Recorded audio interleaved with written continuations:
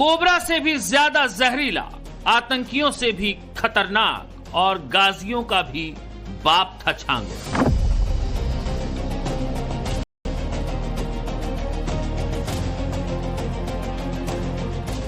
खुलासा हो गया कि अवैध धर्मांतरण के पीछे कितनी खौफनाक साजिश पाल रहा था छांगुर। जेल की सलाखों के पीछे कैद बलरामपुर के अतरौला से गिरफ्तार छांगुर के गुनाहों को यूपी एटीएस ने अपनी चार्जशीट में पैबंद कर लिया।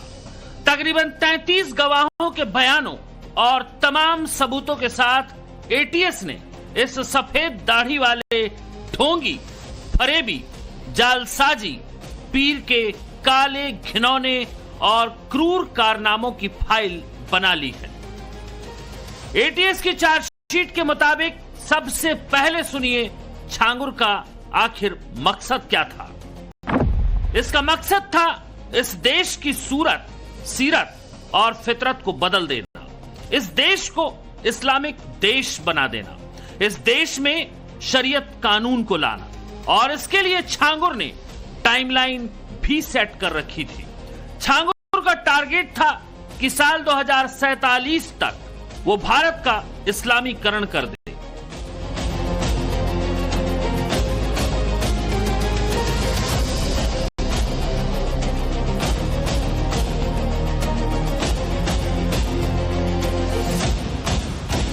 तभी तो छांगुर के पास से धार्मिक प्रचार प्रसार की सामग्री मिली थी, तभी तो उसके अड्डे से पुस्तकें और पंपलेट मिले थे, तभी तो छांगुर इस्लाम धर्म की अच्छाई और हिंदू धर्म की बुराइयां करता था, तभी वो फैक्ट्री की तरह हिंदू लड़कियों को टारगेट पर लेकर धर्मांतर की मुहिम पर लगा था।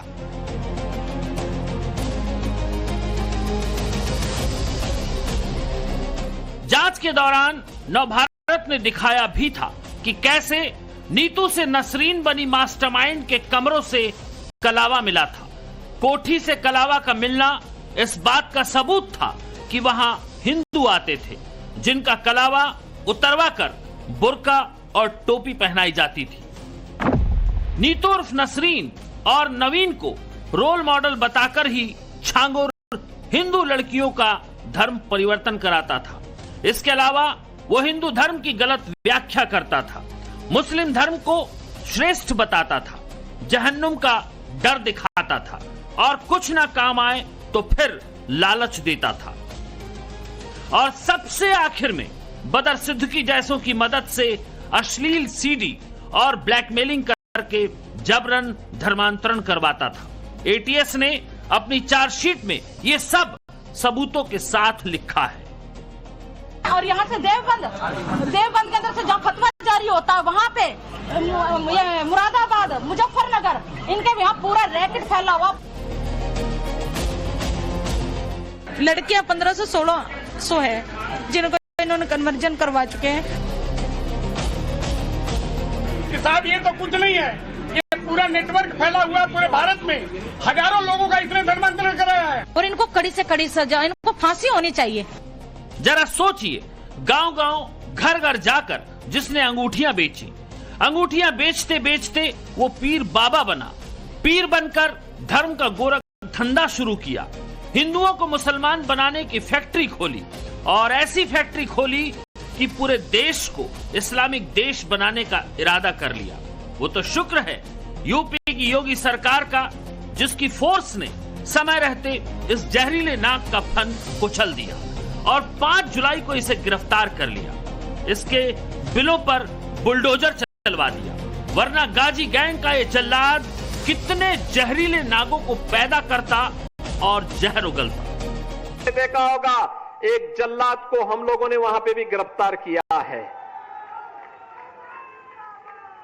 कैसे वहां हिंदू बहन बेटियों के इज्जत के साथ खिलवाड़ करता था, पैसे में सौदेबाजी करता था, लेकिन अब ऐसे तत्वों के साथ सख्ती की जा रही है। हम समाज को भी टूटने नहीं देंगे, राष्ट्र विरोधी और समाज विरोधी तत्वों को भी चकनाचूर करके रहेंगे।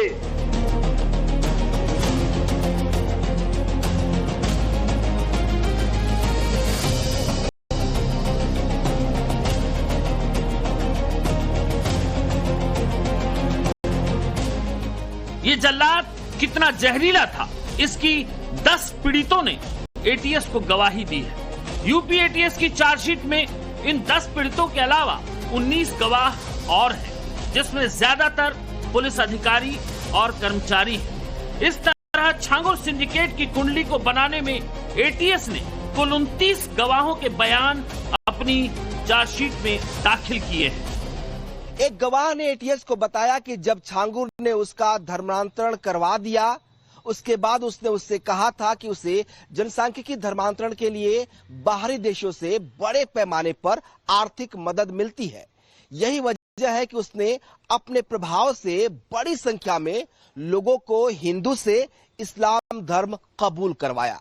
वहीं एक पीड़िता ने अपने बयान में कहा कि छांगुर और उसके सहयोगी कहा करते थे कि साल 2047 तक पूरे देश का इस्लामीकरण करना है। इतना ही नहीं, औरैया की रहने वाली एक पीड़िता ने अपने बयान में बताया कि छांगुर ने उसके साथ छेड़छाड़ की और उसके करीबी सहयोगियों ने उसके साथ रेप किया। वहीं दूसरी पीड़िता ने बलात्कार और जातीय अपमान किए जाने की बात एटीएस को बताई। छांगुर के गुनाहों की लिस्ट लंबी है। एटीएस ने अपनी चार्जशीट में लिखा है कि गिरोह का दूसरा मास्टरमाइंड नवीन अपना दुबई का कारोबार छोड़कर भारत में आकर इस्लाम का प्रचार प्रसार कर रहा था। उसके खातों में विदेश से आए 16 करोड़ 50 लाख रुपए में से महबूब और छांगुर के बैंक खातों में 1 करोड़ 30 लाख रुपए ट्रांसफर किए गए थे। विदेश से आए इन पैसों से उसके द्वारा बलरामपुर, बहराइच और आसपास के जिलों में कई जमीनें खरीदी गई, जिन पर ये लोग इस्लामिक दावा सेंटर और कई मदरसे खोलने की तैयारी में थे। दूसरे देशों से मिलने वाली रकम पर ईडी का फोकस सबसे ज्यादा था। एटीएस की जांच में 100 करोड़ के ट्रांजैक्शन के सबूत भी मिले थे। 6 विदेशी खातों से रकम आ रही थी। अब जाकर खुलासा हुआ कि ये रकम किस मकसद के लिए इस्तेमाल की जा रही थी।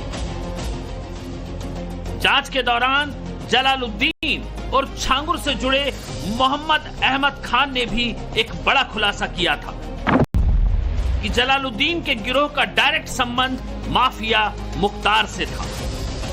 टाइम्स नाउ के रिपोर्टर ने मोहम्मद अहमद से फोन पर बात भी की थी, जिसमें उसने छांगुर की गैंग का कच्चा चिट्ठा खोल दिया था। हमारी जो इसकी मुलाकात है, जैसे मैंने बताई थी 2023 में, इसके बैकग्राउंड में और लोग थे जी। इसने जो है आध्यात्मिक शक्ति से पता लगा लिया, जमीन सब क्लियर है, ओके है, ऐसा बोल के जो है सारी चीजों को और फंसा के इसने हमसे एग्रीमेंट कराया। ओके। इसके बैकग्राउंड में और लोग थे जिनका हमारा पुराना रंजिश था, चल रहा था। वो लोगों ने हमारे साथ पैसे, ये क्या बड़े माफिया मुख्तार अंसारी और अतीक जैसे लोग थे? मतलब माफियाओं के साथ मिलकर छांगुर का सिंडिकेट जमीन कब्जा रहा था और उस जमीन पर इस्लामिक दावा सेंटर और मदरसे खोलने की प्लानिंग कर रहा था। छांगुर के खिलाफ ही नहीं बल्कि उसके पूरे सिंडिकेट के खिलाफ एटीएस ने चार्जशीट दाखिल की है, जिसमें सबसे पहला नाम छांगुर और जलालुद्दीन का है।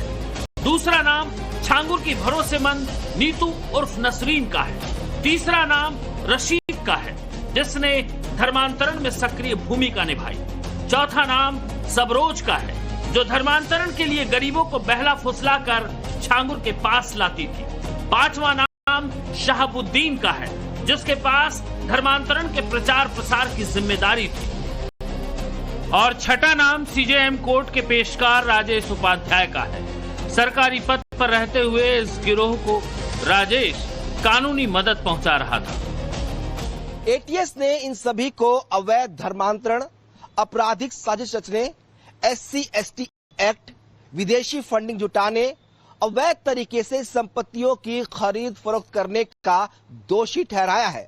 आपको बता दें कि छांगुर सिंडिकेट के 2 लोग, नीतू उर्फ नसरीन का पति नवीन रोहरा उर्फ जमालुद्दीन और छांगुर के बेटे महबूब के खिलाफ तकरीबन 1.5 महीने पहले जांच एजेंसियों ने आरोप पत्र दाखिल कर दिया था।